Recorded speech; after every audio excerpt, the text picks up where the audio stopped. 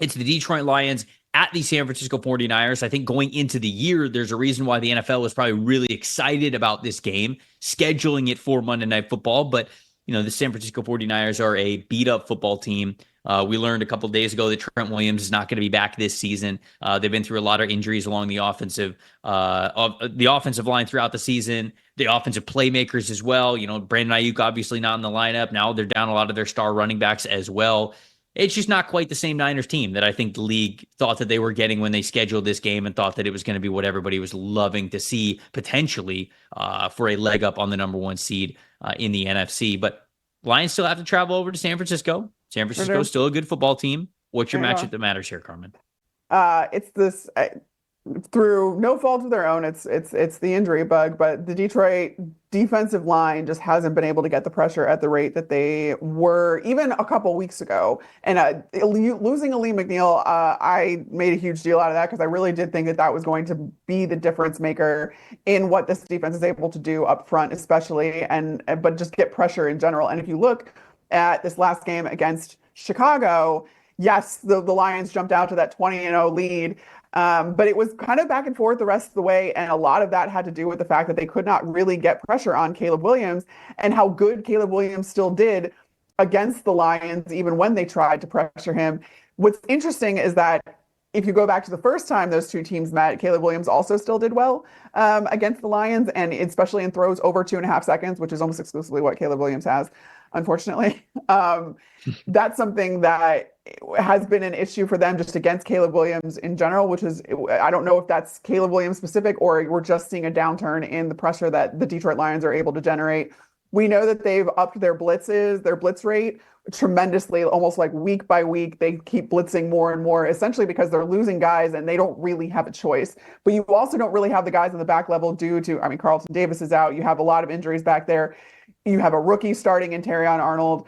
That's not something that it's kind of just, you're trying to hide too many things here if you're Aaron Glenn. And if the blitz doesn't get home, you don't really have the secondary that can contend with that. So how that matches up with Brock Purdy and getting it to guys like, George Kittle and Deebo Samuel and the weapons that he still does have, that's going to be the difference maker here, I think, in the 49ers having any sense of keeping pace with what the Detroit Lions are capable of offensively, which I think will carry them through the end of the year, although we'll see about that Minnesota game in week 18. But that's something that I'm really concerned about going into the playoffs then, because for as many points as you can score, you're probably going up against teams that can score that much too. So that's not this week, but that's just looking ahead. This week in particular, I want to see how well they can get pressure on Brock Purdy. Little more micro for mine. I'll go to Penny Sewell and Nick Bosa, these big-time headline players who are actually coming off of down weeks compared to their own standards. When you look at last week for Nick Bosa, just a 58.4 pass rush grade and a 10.0 pass rush win percentage. Both of those are single-game season lows for Nick Bosa. And then on the other side of things, Penny Sewell, 47.2 pass blocking grade last week. That was also a season low for him. So these are two of the most talented players in the league at their positions, two of the biggest household names of their positions, and they are going to they are looking for bounce back performances here. So they're going to be fully motivated to get the better of one another. So among the many matchups in this game, that's a big one that I'm looking forward to watching. My plus factor in this one is Deebo Samuel, because with as many injuries as the 49ers have had in their running back room, Deebo Samuel was their best rusher last week. He had 5 carries for 25 yards, but he had 75.4 rushing grade. That was the highest of any ball carrier. Now, obviously, he's great as a receiver still. 9 targets, 7 catches, 96 receiving yards, and a receiving touchdown. So they're going to use Deebo Samuel in all sorts of ways, but him out of the backfield, the 49ers are a team that we joke / not really joke about them being sort of like running back proof. Like you just basically put anybody in San Francisco. And, when you're down guys like Trent Williams and now Aaron Banks as well, like it's not as easy when you don't have that offensive line play. But Deebo Samuel's been the best ball carrier that they have had. And I think that certainly last week was a testament to that. So I wonder how much more they are going to lean into that this week, perhaps even just like make him a designated running back, which we saw part of that at South Carolina when he was with the Gamecocks when he was in college. He was that hybrid receiver running back type of a player. And I wonder if the 49ers are just going to lean into that even more because of how efficient he was last week, knowing that they've got to run the football well enough to keep pace and keep balance with the Detroit Lions. And certainly when you can run the football well at home, that really helps you out. So that's my plus factor. Who's your plus factor before we get out of here? Yeah. And especially with the injuries to I didn't talk about the injuries to the Lions inside backers too. You have Jack Campbell, but you're on like your third, fourth, fifth guy. So you think that running the football against them should be doable. And this is the team to do it. But no, my plus factor for the Lions is Jameson Williams again, because he went off this last game against Chicago, 143 yards, five receptions on 7 targets.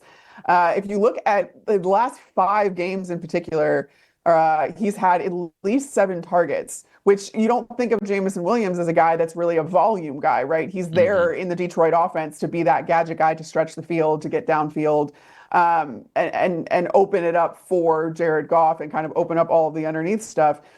He has become kind of more of a volume guy over the last 5 or so weeks.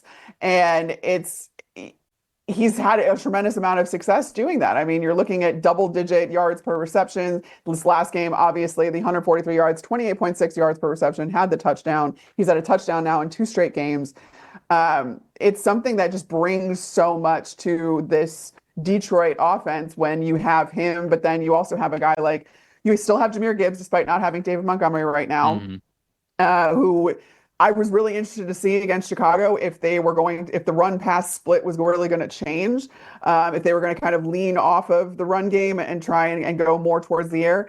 And the uptick in work for Jameson Williams would kind of point to that. But at the same time, Jahmyr Gibbs still ran a ton, and you saw him run in all different ways. It wasn't just getting him out in space. He did have some north-south stuff, some stuff up the middle that was extraordinarily effective. I mean, Jahmyr Gibbs takes it personally that, Monty's out. That's his guy. He wants to pick up the slack in any way, shape, or form, and Ben Johnson is going to figure out ways to make it happen. Clearly, up to and including fake fumbling based on something that the Packers actually did.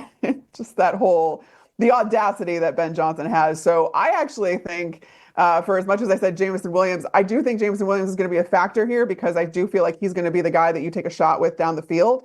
But I do think that a bulk of this is going to be Ben Johnson saying, "Oh, Kyle Shanahan, you're the running back guru? Bet. I got you. Come see what my guys can do and what I can do as far as my run scheme goes with my offensive line that's so good," which they are. I fully expect Ben Johnson to continue his petty tour and really this offense be a kind of run first with some shots down the field, which is why Jameson Williams can be such a huge factor for them this week. I feel like we got to get a Statue of Liberty play here from Ben Johnson, just for the ultimate flex. That's such a good idea. Because he's so like, that's the only team that could basically do it. Think of just how much fear the Lions strike into the hearts of defensive coordinators and defenses. Like, there's just so many ways where they could beat you that if you do that Statue of Liberty fake, I think it's gonna work. Like, it would work. So that would be the ultimate icing on the cake of what was an incredible regular season for the Lions and for Ben Johnson. So I feel like maybe a Statue of Liberty is coming. Thanks for watching, everybody. Make sure you like and subscribe the video. And if you don't have a PFF Plus subscription, you can get one to see all the premium stats that we talked about here on the show, plus the expert betting and fantasy advice over at subscribe.pff.com. The description is also right below. So if you are not a PFF Plus subscriber, you can come one today.